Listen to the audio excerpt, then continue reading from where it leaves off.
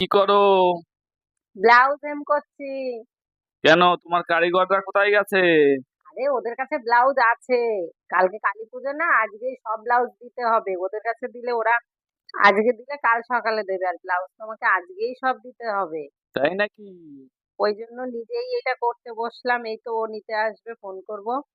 ওই জন্য আগে ব্লাউজটা তো খুব সুন্দর লাগছে। দাঁড়াও, আগে দেখো। না দেখেই সুন্দর। উম, দেখো উম, কেমন কালার, তেমন ডিজাইন। প্রিন্সেস লাইনে পাইপিং করেছি, ঘটি হাতা করেছি।